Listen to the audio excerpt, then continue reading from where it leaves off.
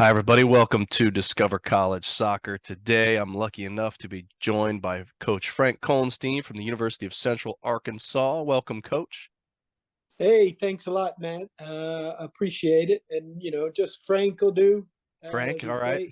great. Yeah, it's No kind of problem.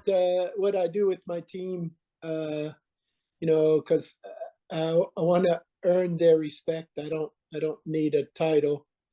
And so many of them just go, hey, coach," and I want to try and develop a relationship if we can. No, I love that. I love that. Well, let's start off talking about the recruiting side of things. It's the showcase season is in full swing. Um, for you guys as a Division 1 program, is I'm guessing your 23 class is pretty much locked and loaded, and you're focusing on 24. So what's that calendar kind of look like for you all? Matt, I think it's changed a lot. So yeah, I don't think we're ever locked and loaded anymore.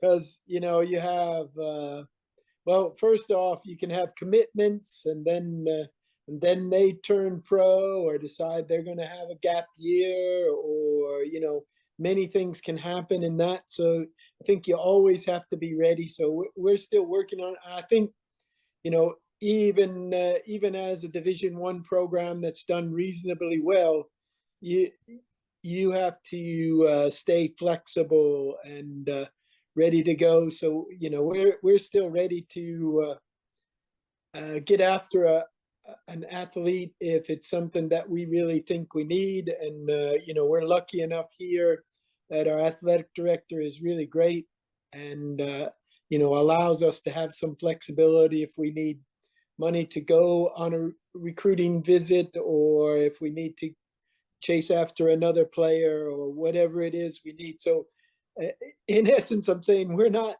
ever done.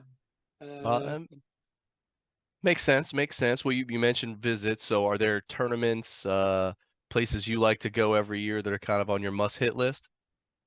it's really changed with the way the climate has changed, because of the transfer portal, because of the number of internationals, because kids take a gap year now. All those things have changed. So you know, I worked as a consultant for 4 years after leaving Colorado School of Mines, and when in those 4 years, recruiting has changed immensely. So the things that you used to go to for sure, Surf Cup or Disney or those places. I mean, that it's not the same. And Development Academy went away.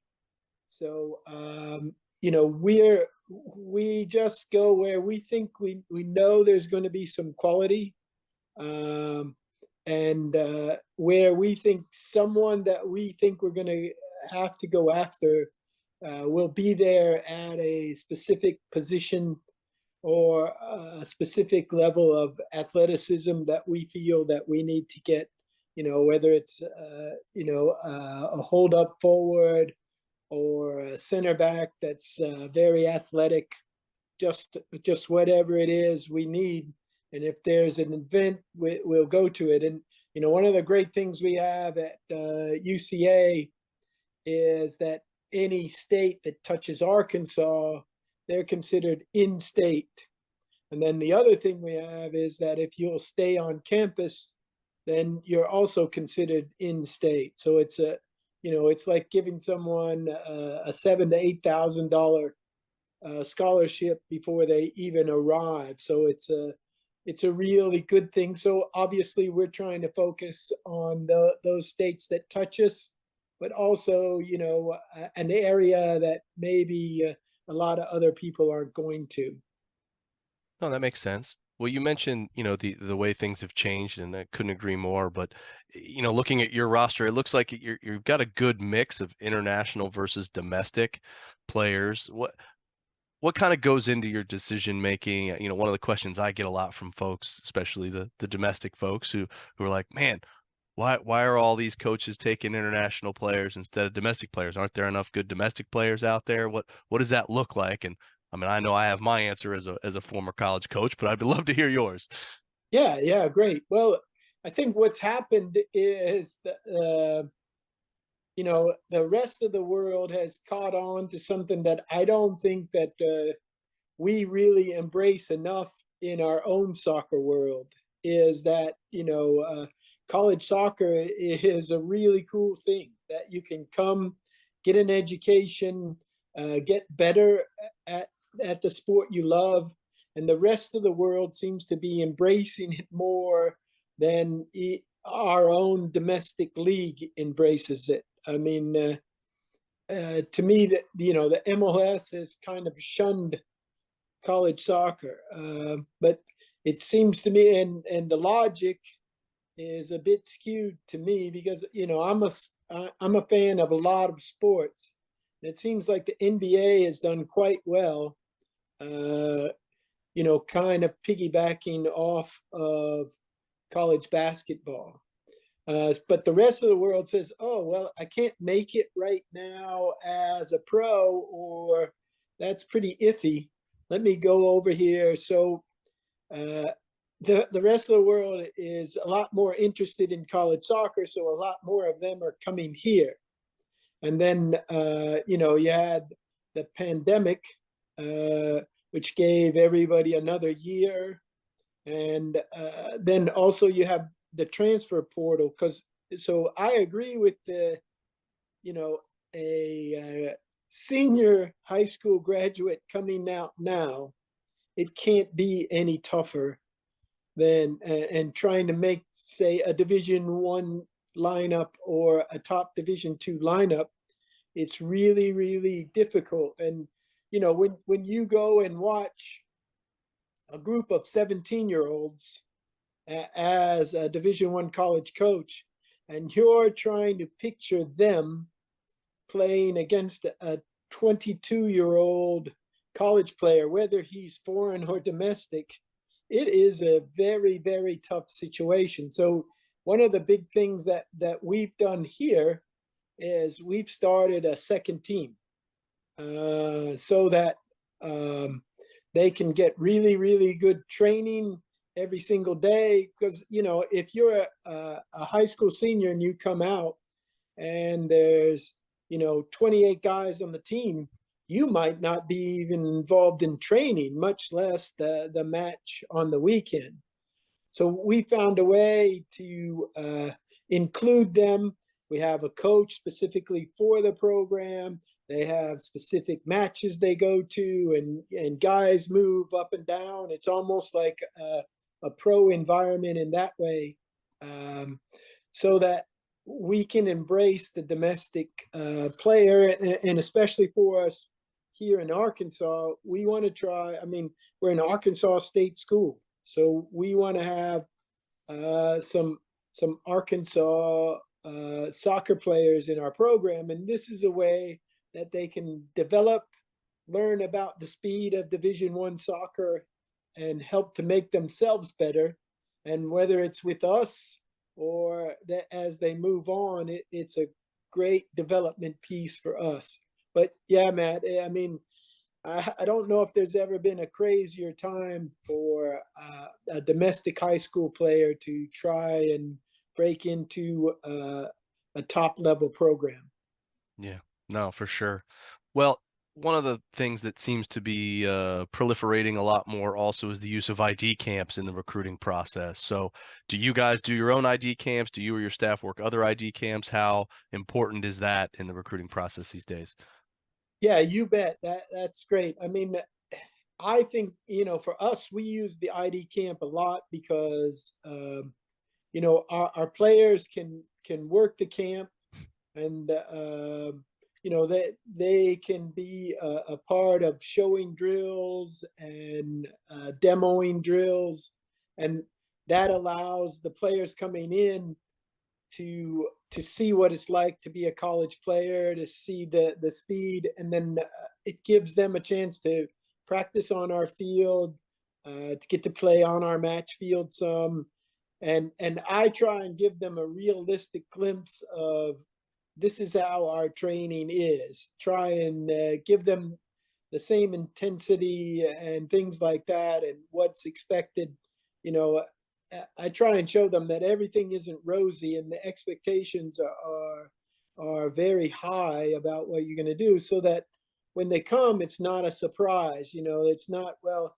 I thought Frank just sat in a lounge chair and drank boat drinks.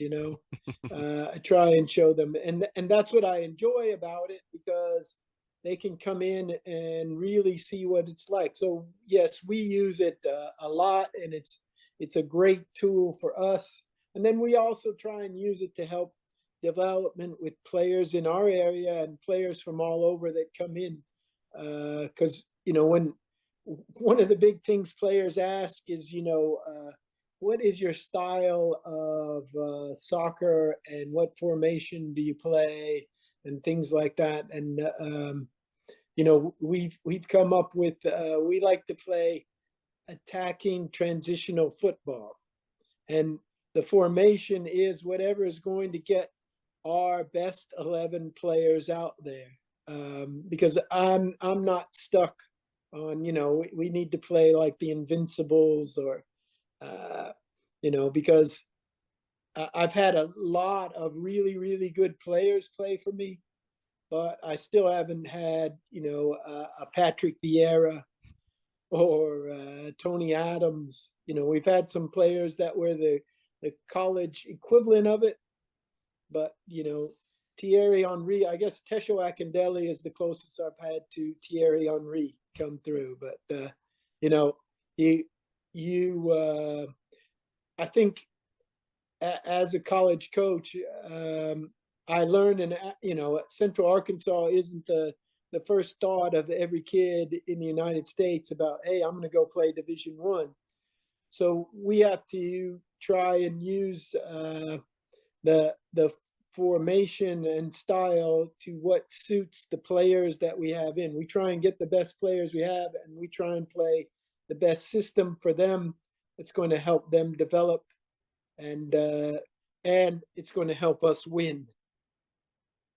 Well, that's the most important thing, right? It's all about the W's. Well, it is, but it also, about their experience, Of and course, I yeah. think that their experience is enhanced a lot more when they're working towards those, for sure.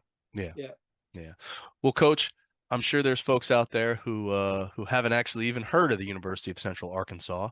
I'm down here in Florida. I'm not sure folks even know that there is a Division I program in the ASUN that's out there. So, you've been there for a little bit now. Can you give me some insights into what makes the university special? Maybe some stuff I'm not going to learn just by clicking through the website.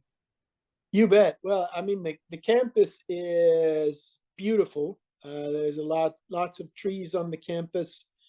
Um, and it's got a little bit of the southern style to it, in that they're brick buildings with columns, and it's in a good space, and there's lots of space. We've traveled to a lot of different places from Central Arkansas, and it's a beautiful campus. We have a great grass playing surface, and one of the really interesting things soccer wise for us is that the men have a grass training surface, and the women have their own grass training surface, and then we have a separate match field. So not too many places are afforded that situation. Um, and there are a wide range of good programs, and there's 10 to 12,000 students here, so it's a lot bigger than most people think. We have FCS football here, and we have Division I real football here. So we're we're pretty happy with it, and we're the only men's Division I in the state. So we feel like it's a good program to rally behind.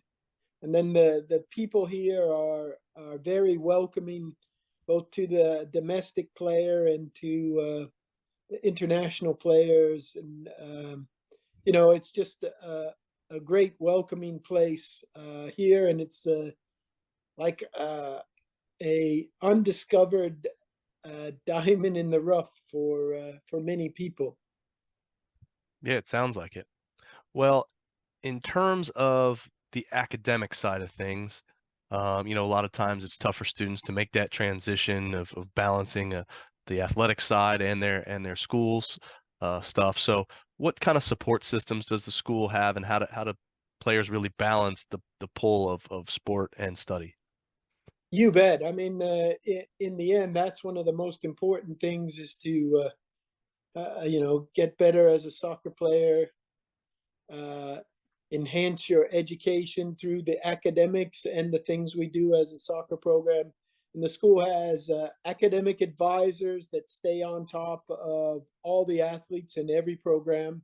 When you first come in, there's a 4-hour study hall that every athlete has to go through. And the way they get out of that is to have a high enough GPA.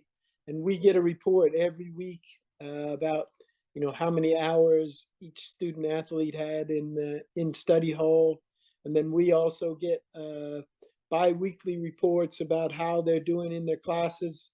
And then if a student athlete needs it, they can get tutoring in a specific class, and then they can also get tutoring about what they're doing to study.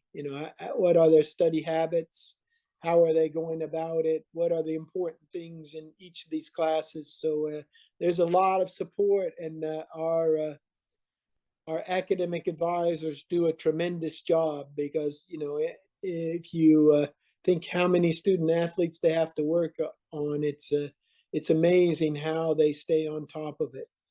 We have to deal with 30 athletes, and we think we're doing something. They deal with many more than that, and they're able to stay on top of it. Yeah, sounds like it. Well, coach, we talked about you talked about the roster a little bit in terms of having that second team. So is there a roster size that you find is ideal that you're trying to hit each year? No, I mean, I, I I try not to limit myself. I try and look at it um, as if this is an individual that we think can help our programs in some way, and we will help them, then we'll bring them in, whether it's immediate or down the road a year or two. We try and still bring them in because sometimes when a freshman comes in, it's very difficult for them because we get right into it. You have 2 weeks, and then you got to start playing. And so their first semester, they might not feel like they're getting a whole lot of love, and that's why I really like this time of year because it's all about development because you don't have the pressure of winning and losing other than the lessons that you can get from that. So we try and do those things and try not to set limits, but we also are realistic. We don't want to have someone in the program that they're not going to benefit from it, and we don't see them helping the program in the future. Well, that makes sense. Well, besides the roster, I'm guessing you got a good staff behind you there. So can you tell me a little bit more how many staff you have? What role does everybody play? Sure, um, we have assistant, two assistants, and director of operations. Uh, Carl Segabard is our one of our assistants, and Chase Robertson is the other assistant, and they have vast experience. They work really hard, and all of us are involved in the recruiting piece. Just we do little bit different things, but and then all of us are involved in the field work and the scouting work. Um, they do most of the video work. Um, that's definitely not my forte. I mean, I joke with them about the computer that was in use when I was in school was the abacus. Uh, but both Kyle and Chase do a really good job on the field, off the field, relationships with the players, because that's very important for us. Going back to we have so little time with them before we start is you have to get players invested so quickly in your program that, and the assistants are a huge part of that. And then we just added a director of operations, who really loves the sport and wants to get into it. And this was a pathway for Travis Crane to be able to do that. And we're real excited to have him on board to kind of take some of the administration things away from Kyle and Chase. And he's really helped. I mean, he only came on in February, so he's just a newbie, but he's already helping us in many ways. So our staff is a really good one, and as I said, they help players with individual things, and then they run things with the team from time to time at training, and they're all a part of helping us to get better. And then we have a sports psychologist, Dan Freigang, that comes out and works with us from time to time, and he helps the coaches try and get better, and he also helps the players. No, that's great. Well, Coach, we've talked about a lot of different things, covered a lot of ground, and I want to end on picking your brain because you've been around the game and the college game for a long time. So for those parents and players that are out there that are going through this college recruiting process, if you could distill down, one piece of advice, one golden nugget here, what would you want parents or players to know about anything regarding the whole college soccer recruiting process? It might be two things. One is you can find out so much yourself. So do the homework before you reach out to a college coach, because they'll appreciate it. You'll be a lot more informed. In other words, go on their website, find out the coach's name, find the team's record, see how they've done. Even we've had to make athletes aware of, well, last year we played the seventh hardest schedule in the country. So we go places, we play teams, because we believe that, if you want to be the best, you play the best. And, if you're going to win matches, let's win them against really top teams. So do that research, check out the RPIs and all those things. Check about the coach's experience, all of them, like you're talking about. Check out what the assistant coaches, the head coaches, what they do, where they play. So do the homework yourself so that when you talk to the coaches, you sound informed, you sound interested. And then the second part that kind of goes along with that is talk to someone that is going to help you with self-realization. This is the level that you can play. Now, don't let anyone tell you you can't, because there is a place for every single player. But I mean, if you're not on your club's top team, the chances that you're going to go play for Noonan at Clemson are not that high. So get some self-realization. But there's no reason that you can't bump the ceiling a bit. But don't try and jump over the moon. So those would be the two biggest things that I would say, Matt. Great pieces of advice, Coach. Really love it. Well, Coach, I really appreciate the time. Wish you the best of luck in the fall season. Hopefully, you guys can climb back into the NCAA's and make some noise. And we'll be keeping an eye on you. If you get down to Bradenton for any recruiting, give me a shout, and we'll grab a pop. All right. Sounds good. Thanks a lot, Matt. All right. Thank you. Take care. You too.